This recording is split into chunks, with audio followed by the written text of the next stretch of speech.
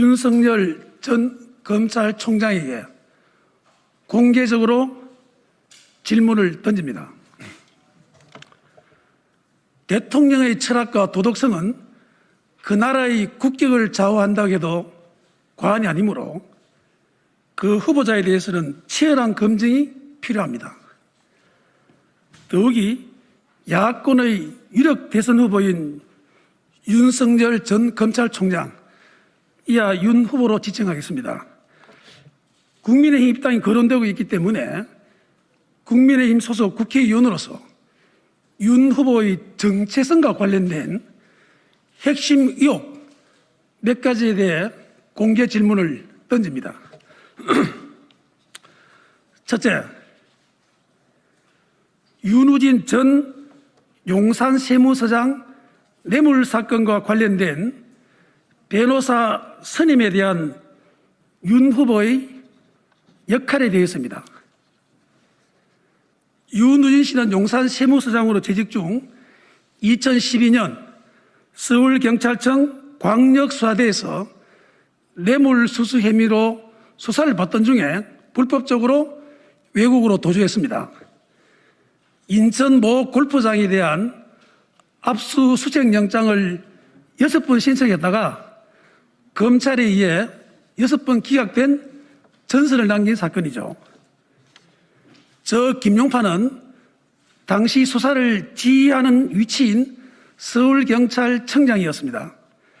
이 사건을 통해 일부 경찰의 공정이 아닌 불공정,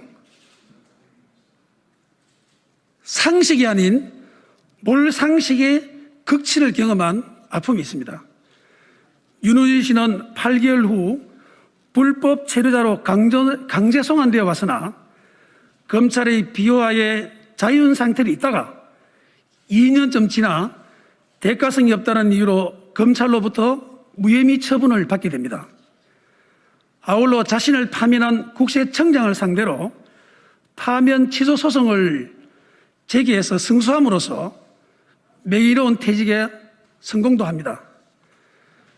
2019년 7월 8일 검찰총장 인사청문회를 계기로 하여 윤 후보가 후배 검사 출신을 윤우진 씨의 변호사로 소개했느냐 여부가 큰 쟁점이 되었습니다. 윤우진 씨는 소윤으로 불릴 정도로 윤 후보와 절친한 윤대진 검사장의 친형입니다. 현직인 윤 후보가 변호사를 선임하는 데 역할을 했다면 변호사법 위반이라는 범죄가 되므로 매우 민감한 쟁점이었습니다. 윤 후보는 당시 야당인 자유한국당의 의원의 질문에 한결같이 변호사를 소개한 적이 없다라고 부인했으나 뉴스타파에서 윤 후보가 육성으로 소개했다는 녹음을 공개하자 그 청문회장과 그 이후에 윤 후보의 말은 꼬이기 시작했습니다. 소개 안 했다. 소개는 했지만 변호사로 선임되지는 않았다. 친동생인 윤대진 검사가 소개했지만 그를 보호하기 위해 기자한테 그렇게 말했을 뿐이다. 문제된 변호사는 형사사건 변호사가 아니라 국세청 송달 변호사였다. 라는 식의 수차례나 말이 왔다 갔다 하는 입장을 보였습니다. 뉴스타파에서는 지난 7월 19일 윤 후보가 변호사를 소개해 준 게 맞다. 나는 윤우진 씨의 육성 녹음을 공개하며 윤 후보가 거짓말하고 있다고 보도한 바 있습니다. 실제 윤우진 씨는 파면 취소 선고 소송에서 문제의 변호사는 국세청 서류소송 대리인 변호사가 아니라 형사사건 변호사였다고 확인한 바 있고 재판부도 이를 인정했습니다. 미국 닉슨 대통령을 사임시킨 워터게이트 사건은 도청이라는 범죄 그 자체보다 하지 않았다는 그 거짓말을 했다는 도덕성 문제가 미국인의 분노를 크게 자아낸 사건으로 역사적 교훈을 남겨주고 있습니다. 윤 후보가 윤우진 씨 뇌물 사건 자체에 개입했는지 여부와는 관계없이 윤우진 씨의 변호사 선임과 관련하여 윤 후보가 거짓말을 하고 있는 게 아닌가 하는 의심을 많은 국민들이 하고 있습니다. 이는 이유 있는 합리적 의심이라 생각됩니다. 이와 관련된 진실을 윤 후보께서는 국민 앞에 소상히 밝혀야 할 것입니다. 둘째, 대구를 한국의 모스크바라 보는 윤 후보의 역사관은 국민의힘 철학과 같다고 보고 있습니까? 실제 대구가 한국의 모스크바라고 불린 때가 있었습니다. 해방 직후 좌우 이념이 심각하게 대립될 때입니다. 그때 좌익 활동이 활발하게 일어났던 대구를 좌익 쪽에서 한국의 모스크바라고 불렀던 것이며, 이는 한마디로 대구가 좌익 공산주의자들의 도시라는 것을 의미하는 말입니다. 윤 후보가 대구를 방문하여 대구 지역이 한국의 모스크바라는 이야기가 나올 정도로 깨친 분이 많다라고 언동한 것은 매우 위험한 역사관이 아닐 수 없습니다. 자유우파 최후의 보루 역할을 하고 있다는 대구 시민의 자긍심을 심각하게 훼손한 적절치 못한 운동이라고 생각됩니다. 윤 후보는 지난 6월 29일 출마 선언 시 국민의힘과 철학이 같다고 언급한 적이 있습니다. 대구를 한국의 모스크바라고 운동하는 그 좌익적 역사관을 통해서는 도저히 그 접점을 찾기가 어렵습니다. 여기에 대한 진지한 답변을 요구합니다. 셋째, 적폐 수사가 과연 검사의 숙명에 속하는 문제입니까? 윤 후보는 적폐 수사와 관련해 자신이 처리한 것은 검사의 숙명에 속하는 문제라고 해명하면서 이유야를 막론하고 결과적으로 유감이라는 등의 표현으로 예서 책임론에서 비껴가는 듯한 모습을 보였습니다. 하지만 이런 식의 유감 표명에 대해서 관련 당사자들이 과연 사과의 진정성을 느꼈을까요? 저는 아니라고 봅니다.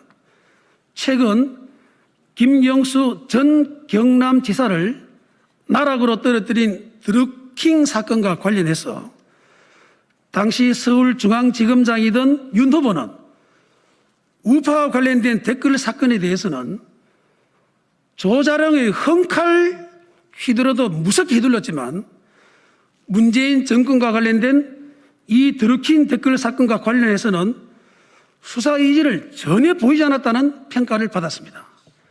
결국 자유한국당 김성태 원내대표의 단식 등의 저항이 받아들여져 허익범 특검이 발족되었고 그 실체가 지금과 같이 드러나게 된 것 아닙니까?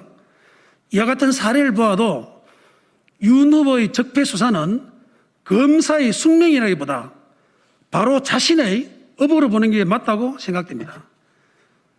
이스라엘의 다윗 왕이 부하의 아내를 탐해 그 부하를 죽이는 큰 죄를 지었음에도 지금껏 존경을 받고 있는 것은 진정으로 자신의 잘못을 참여했기 때문입니다. 저 김용파는 지난 4월 28일 윤석열 후보에 대해 정치를 하려면 자신의 업에 대해 과물탄교의 마음가짐으로 진정성이 있는 고해 성사의 과정을 거쳐야 한다고 입장문을 밝힌 적이 있습니다. 문재인 대통령은 취임하자마자 검찰총장 인사보다도 서울중앙지검장을 먼저 발탁하는 파격 인사를 단행했습니다. 이때 윤 후보는 5개 기수를 뛰어넘었는데 검찰총장 인사 때도 5개 기수를 뛰어넘어 총장으로 발탁되었습니다. 이러한 인연으로 대통령과는 운명적으로 한 배를 타게 되어 적폐 수사 또한 무리하게 밀어붙일 수밖에 없어 국민들에게 큰 상처를 준 점 진심으로 송구하다는 식의 진정성 있는 사과를 한 용기가 있는지 다시 한번 묻고 싶습니다. 현실의 최고 명제는 정권 교체입니다. 그간 윤 후보의 지지율이 높았기 때문에 정권 교체의 가능성을 높여주었고 범야권 진정에 큰 희망을 준 것은 사실입니다. 하지만 정치는 생물이고 지지율은 생물 중에 생물입니다. 지금 윤 후보의 지지율이 야권에서 압도적으로 높다고 해서 윤 후보만이 대안이라고 본다면 이는 단견이라고 생각합니다. 앞으로 여권의 잔혹한 검증 공세와 함께 우리 국민의힘에서 신명나는 경선의 판이 펼쳐지게 되면 후보들의 지지율은 큰 폭으로 요동치게 될 것입니다. 현재 윤 후보의 지지율이 다른 후보들에 비해 월등히 높다고 해서 이로 인해 지난날의 업이 모두 사면되고 묻혀 지나갈 수 있는 것은 아닙니다. 홀로 꽃가마를 탈 수는 더더욱 없습니다. 따라서 앞에 던진 몇 가지 공개 질문에 고기가 끄덕여질 정도의 답변이 따르지 못한다면 과연 우리 국민의힘에 입당할 자격이 있는지와 본선 경쟁력이 있을까에 대해 심각하게 고민해야 한다고 생각합니다. 이번 대선판은 무엇보다도 자신과 가족 문제 등 도덕성이 큰 쟁점이 될 것이 분명합니다. 후보의 철학과 도덕성에 대한 검증보다는 현 지지율이 높다는 이유만으로 입당하지도 않은 사람에 대해 당내 의원들에게 지지 연반장을 돌리는 등의 행태는 결코 제대로 된 정치 문화는 아니라고 보여집니다. 우리 모두 정권 교체를 위해 보다 진지한 성찰을 해야 할 시기라고 생각합니다.